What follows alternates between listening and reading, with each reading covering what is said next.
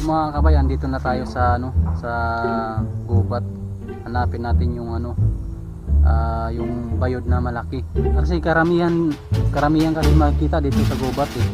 Kaya andito ako malapit ngayon sa bundok. So mga kabayan, dito tayo sa gilid ng bundok. Medyo paakyat siya dahil yung bayod na malaki, mahirap hanapin kasi yun. Tara. Yo. Ito.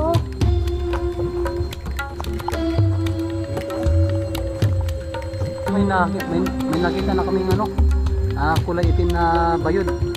Ang laki. Ito mga kabayo, ito to. Oh, ayan. Ito nakita namin Ayan. Ito yung bayod. Kanina maliit, pero ngayon ito malaki Hindi ito makuha, di ba? Kunin to. Tara. Kita kan kabit udah ikut belajar nggak utuh tapi lah kayak buku tadi sono kan sono ke sini bawa sebentar sige na kaya chapter kan Yung mga kabayan, laki Ayan wih lamit ya wah apa lagi dah ayo ayo ito laki.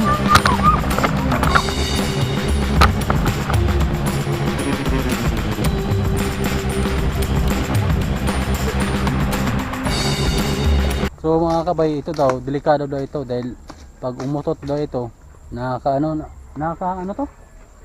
otot nakasunog Ayan pumupulupot siya sa kahoy. Tapos ito yung ulo niya. Yan, ito yung ulo niya. Ayan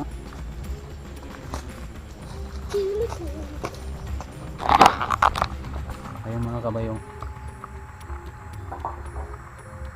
Sobrang laki.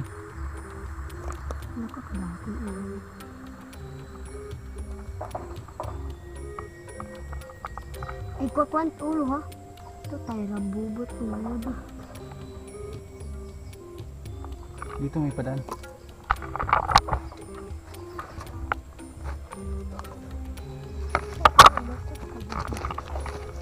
Sabi Umuotot yan? oo.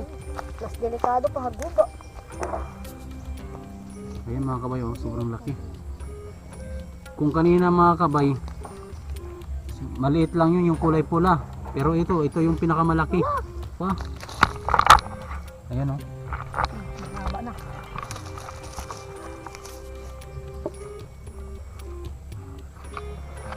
Naaghat niya pa hindi bato. Parang mga